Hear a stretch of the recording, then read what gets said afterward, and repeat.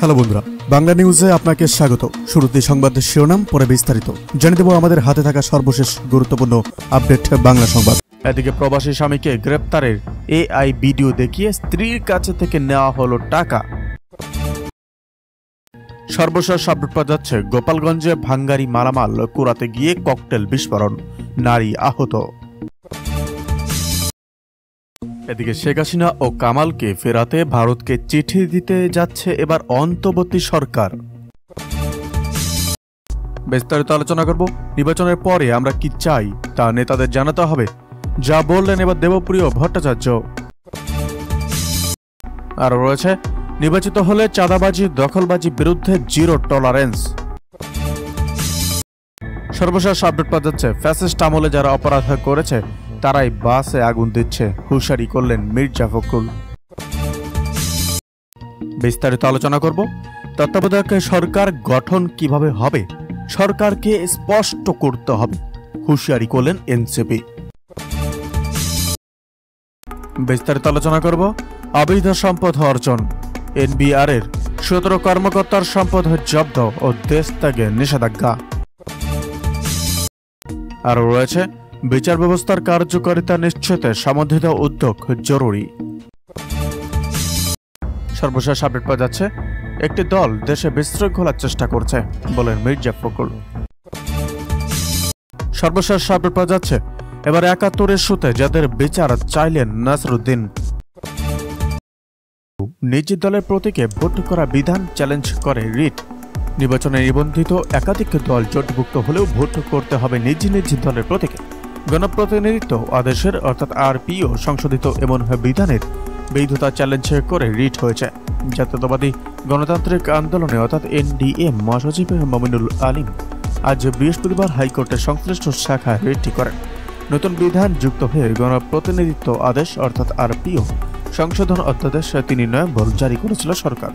আগে কোনো দল জোটভুক্ত হয়ে নির্বাচনে অংশ নিলে জোটের শরিক যে কোনো দলের প্রতীকে প্রতিদ্বন্দ্বিতা করার সুযোগ পেত।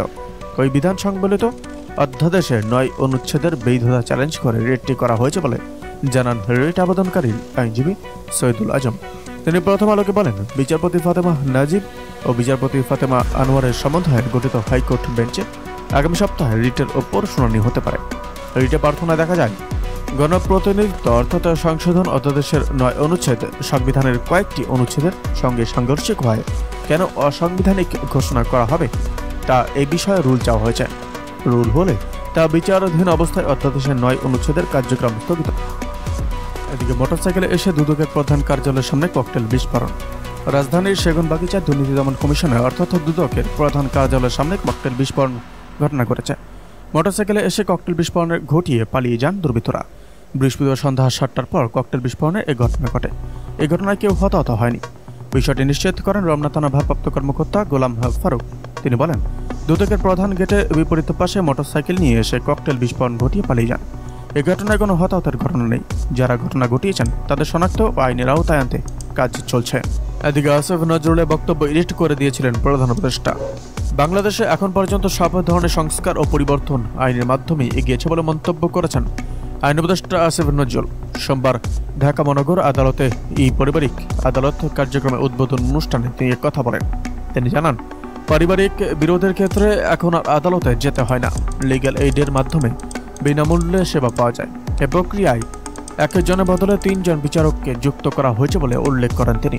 সংস্কার প্রসঙ্গে আইন উপদেষ্টা বলেন, বাস্তবতার আলোকে আরও পরিমিত ও দীর্ঘমেয়াদী ভাবনা প্রয়োজন। আমরা খুব বেশি করতে পারিনি, তবে আশা করি নতুন সরকারের উদ্যোগগুলো চালিয়ে যাবে, না হলে এগুলো স্লান হয়ে যাবে বলেন তিনি। অতিরিক্ত সংস্কারের চেষ্টায় রাষ্ট্র কাঠামোকে দুর্বল করা যাবে না বলে সতর্ক করেন তিনি। আইন মন্ত্রণালয়ে এ পর্যন্ত 21টি ক্ষেত্রে সংস্কার হয়েছে জানিয়ে আসিফ নজরুল বলেন, আইনজীবী সহ সংশ্লিষ্টদের সম্পৃক্ততা ও ধারাবাহিকতা ছাড়া এসব পরিবর্তন টেকসই হবে না। এদিকে চট্টগ্রামে 2 মোটরসাইকেলের সংঘর্ষে পুলিশ সদস্য সহ নিহত 2। চট্টগ্রামের ফটিকছড়িতে 2 মোটরসাইকেলের মুখোমুখি সংঘর্ষে 1 পুলিশ সদস্য সহ 2 জন নিহত হয়েছেন। বৃহস্পতিবার সন্ধ্যা 6টার দিকে ফটিকছড়ি চট্টগ্রাম খাগড়াছড়ি সড়কের আমতলা এলাকায় এই ঘটনা ঘটে।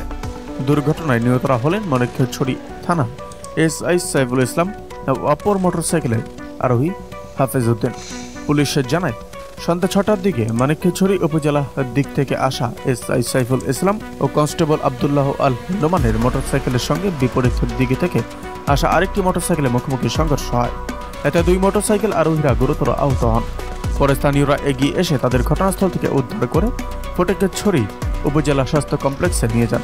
সেখানে মানিকছড়ি থানার এসআই সাইফুল ইসলাম ও অপর মোটরসাইকেল আরোহী হাফিজ উদ্দিনকে মৃত ঘোষণা করেন কর্তব্যরত চিকিৎসক।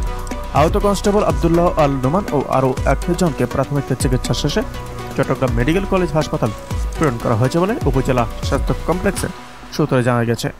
দুর্ঘটনায় এক পুলিশ সদস্য সহ দুজন নিহতের বিষয়টি নিশ্চিত করে ফটিকছড়ি থানার duty officer SI Mohammad Rafiq জানান, ঘটনাস্থল থেকে মোটরসাইকেল দুটি উদ্ধার করা হয়েছে। এই ঘটনায় আইনি ব্যবস্থা নেওয়া হচ্ছে। এদিকে মব সহিংসতায় দেশ অতিষ্ঠ, শঙ্কা প্রকাশ এবার তাহেরির। বাংলাদেশে বাড়তে থাকা মব সহিংসতা নিয়ে গভীর উদ্বেগ প্রকাশ করেছেন ইসলামী বক্তা ও আহলে সুন্নাত ওয়াল জামাতের সাংগঠনিক সচিব গিয়াসউদ্দিন তাহেরি। সোমবার দুপুরে সৈয়দপুর বিমানবন্দরে সাংবাদিকদের প্রশ্নের জবাবে তিনি বলেন, মব ভায়োলেন্স দেশের মানুষের নিরাপত্তা ও সামাজিক স্থিতিশীলতার জন্য বড় হুমকি হয়ে দাঁড়িয়েছে। তাহেরি বলেন, মব ভাইরাসের তাণ্ডবে মানুষ অতিষ্ঠ। কারোর সঙ্গে মত ভিন্নতা হলেই আইন নিজের হাতে নিয়ে তাকে মারধর বা হত্যার প্রবণতা ভয়াবহভাবে বেড়েছে। এ পরিস্থিতি আমাদের শঙ্কায় ফেলেছে। তিনি অভিযোগ করেন, একটি উগ্রবাদী গোষ্ঠী ভিন্ন মত দমন করতে মব তৈরি করছে এবং প্রতিবাদকারীদের ওপর অমানবিক আচরণ চালাচ্ছে। আহলে সুন্নাত ওয়াল জামাতকে অহিংস শান্তিপ্রিয় দল দাবি করে তাহেরি জানান, ন্যায় ও সম্প্রীতির বাংলাদেশে গড়তে বৃহত্তর সুন্নি জোট থেকে আগামী জাতীয় নির্বাচনে দেশের 300 আসনে প্রার্থী দেওয়া হবে। সৈয়দপুরে সাংবাদিকদের সঙ্গে কথা বলার পর তিনি রংপুরের তাজদারে আউলিয়া কনফারেন্সে যোগ দিতে রওনা হন। রংপুর সিটি কর্পোরেশনের 2 নম্বর ওয়ার্ডে পাক পঞ্চায়েতন সুন্নি মিশন সংস্থার উদ্যোগে আয়োজিত এই অনুষ্ঠানে তিনি প্রধান বক্তা হিসেবে উপস্থিত থাকবেন। এদিকে গুজব ও অপতথ্যের বিরুদ্ধে গণমাধ্যমকে সক্রিয় অবস্থান নিতে হবে, যা বললেন তথ্য উপদেষ্টা।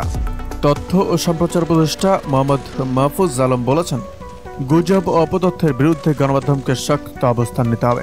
একই সঙ্গে গণমাধ্যমের ওপর জনগণের আস্থাহীনতা দূর করতে হবে। সোমবার বাংলাদেশ প্রেস কাউন্সিলে ঢাকা রিপোর্টার্স ইউনিটির সদস্যদের অংশগ্রহণে গণমাধ্যমের অপসাংবাদিকতা প্রতিরোধ এবং বস্তুনিষ্ঠ সংবাদ পরিবেশন বিষয়ক প্রশিক্ষণ কর্মশালার প্রধান অতিথির বক্তব্যে তিনি এসব কথা বলেন। বাংলাদেশ প্রেস কাউন্সিল এই কর্মশালার আয়োজন করে। গুজবের ব্যাপকতা তুলে ধরে তথ্য ও সম্প্রচার উপদেষ্টা বলেন, জেনে শুনে গুজব ও অপতথ্য ছড়ানো হচ্ছে। বিগত সরকারের 15 বছরের শাসনামলে অপতথ্যের ব্যাপকতা ঘনীভূত হয়েছে। ভূমিকম্প সম্পর্কিত